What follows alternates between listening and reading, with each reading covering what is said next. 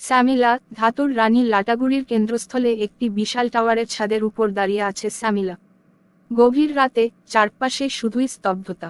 আলো আঁধারির মাঝে তার চোখ দুটো ঝিকমিক করছে, যেন আগুনের স্ফুলিঙ্গ।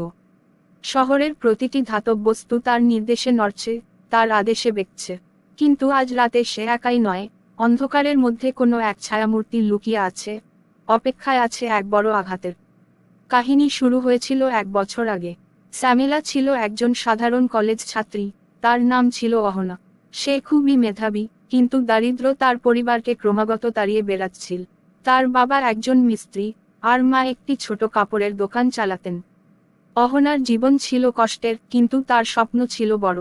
সে নিজের জীবনকে বদলে দেওয়ার জন্য সবকিছু করতে প্রস্তুত ছিল। একদিন কলেজের ল্যাবে একটি গবেষণা চলাকালীন একটি দুর্ঘটনা ঘটে। অহনা একটি বৈজ্ঞানিক পরীক্ষা দেখছিল, যেখানে একটি মেটাল ফিউশন মেশিন নিয়ে কাজ হচ্ছিল। হঠাৎ মেশিনটি বিস্ফোরিত হয়, এবং সমস্ত ধাতব উপাদানগুলো অহনার দিকে ছুটে যায়। ভয়ানক ধাতব বিস্ফোরণ তাকে ঢেকে দেয়, আর তার শরীরে ঢুকে যায় এক অদ্ভুত শক্তি। যখন সে জ্ঞান ফিরে পায়, তখন সে আবিষ্কার করে তার শরীরে অদ্ভুত পরিবর্তন ঘটেছে। সে এখন ধাতু নিয়ন্ত্রণ করতে পারে। প্রথমে এই ক্ষমতাকে সে অভিশাপ মনে করেছিল, কিন্তু কিছুদিন পর সে বুঝতে পারে এটা তার জীবনের মোড় ঘুরিয়ে দেওয়ার ক্ষমতা রাখে। অহনা হয়ে উঠল সামিলা।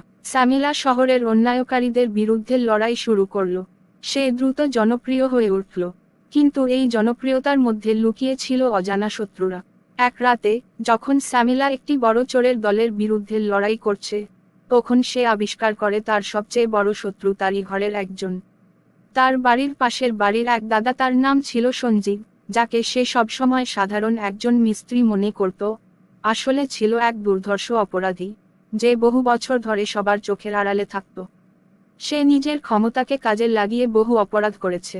যখন সামিলা তার বাড়ির পাশের বাড়ির কাজের লোকের আসল পরিচয় জানল, তখন তার হৃদয় ভেঙে যায় তার উপরে।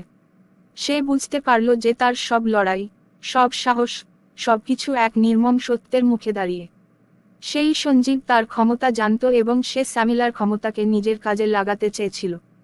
কিন্তু সামিলা জানত, সে যা কিছু করেছে সবই শহরের মানুষের মঙ্গলের জন্য। সে সঞ্জীবকে পরাজিত করতে চেয়েছিল, কিন্তু তা সহজ ছিল না।